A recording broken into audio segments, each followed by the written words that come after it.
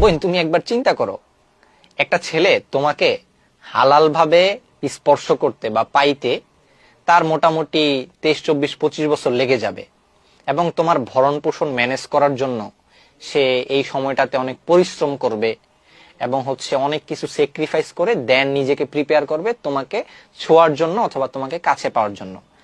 আর তুমি বয়ফ্রেন্ডের 20-50 টাকার ফুচকা খায়া অথবা 10-20 টাকা অল্প খুবই নগণ্য কিছু বিষয় পায়া তোমার নিজেকে একেবারে বিলাই দিচ্ছ, শুধু স্পর্শ না আরো যা যা দরকার সবই দিয়া দিচ্ছ। আরে ভাই, মানুষ এতটা বোকা কেমনে হয় আমি বুঝি না।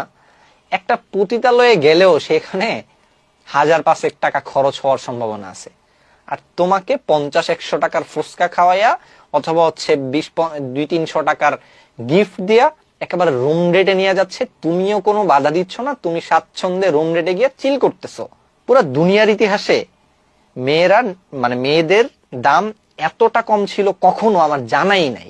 এখন এখানে কাকে দোষ দিব? ছেলের দোষ দিব, মেয়ের দোষ দিব? দোষ তো দুইজনেরই। আমি ছেলেদের ব্যাপারে কোনো কথা বলবো না, আমি জাস্ট তোমার বিবেকের কাছে বলতে চাই।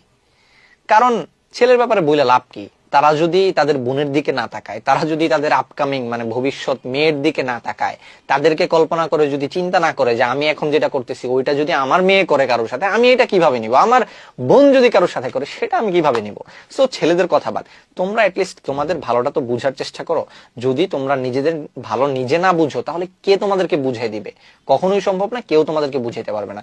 সো বোন, তোমাকে ইনসাল্ট করার, তোমাকে পচানোর ন্যূনতম ইচ্ছা আমার নাই, আমি কখনো এই কাজ করবো না। আমি জাস্ট তোমার বিবেকে একটু আঘাত করতে চাই, তোমার বিবেকটা যেন একটু ভাবতে শেখে, তোমার বিবেকে যেন এই জিনিসটা জাগ্রত হয় যে হ্যাঁ, আমি কোন ট্রেকে যাচ্ছি, আমার কোন ট্রেকে যাওয়ার কথা আর আমি কোন ট্রেকে যাচ্ছি।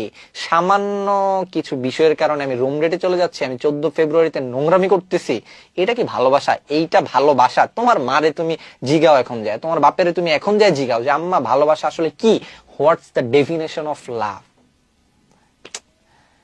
বেশি সিরিয়াস কথাবার্তা বলতেছি, যাই হোক, সিরিয়াস কথাবার্তা বলার আসলে মুড নাই।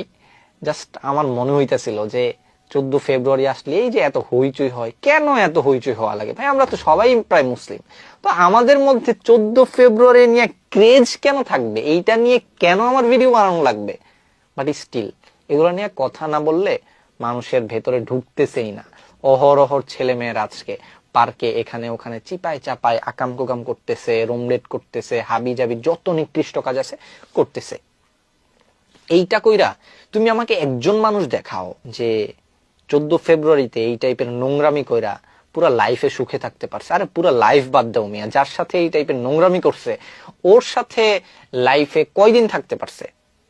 99.9% আমার দেখা মতে তাদের সম্পর্কটা বেশি দিন টেকেই নাই।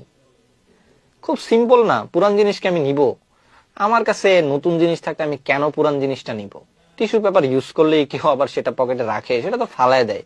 সো তোমাকে তো টিস্যু হিসেবে ব্যবহার করছে। তুমি যদি নিজেরটা ভালো না বুঝো, অর্থাৎ তুমি যদি নিজেই নিজেকে টিস্যু বানায় রাখতে চাও, তাইলে তো আমি বা কেউ বলে তোমাকে সেখান থেকে উদ্ধার করতে পারবে না। তো যাই হোক, অনেক কথাবার্তা বলছি, মাইন্ড করলে সরি, বাট আমার মনে হয় এই জিনিসটা একটু ভাবা দরকার। তুমি তো শিক্ষিত মানুষ, তো আমি বিশ্বাস করি এই জিনিসটা ঠান্ডা মাথায় ভেবে ভালো একটা সিদ্ধান্ত নেওয়ার যোগ্যতা আল্লাহ তোমাকে দিছে, এবং সেই যোগ্যতা তোমার অলরেডি তুমি গেইন করে ফেলছো। সো আমার এত মোটিভেশন শোনার দরকার না, আর আমি পার্সোনালি মোটিভেশনাল বক্তাও না, এমনি জাস্ট ঘোড়ার ডিম মাঝে মধ্যে মনের ভিতর যেগুলো আসে তোমাদের সাথে একটু শেয়ার করার ট্রাই করি। আর আরেকটা বিষয়ের জন্য সরি যে আমি সবাইকে তুমি করে বলে ফেলছি, আসলে এইটা কথার মধ্যে চলে আসছে। সো সিনিয়র যারা দেখতেছেন বা দেখবেন, সো ওইটা আপনারা মাইন্ড করেন না। ভালো থাকেন, সুস্থ থাকেন।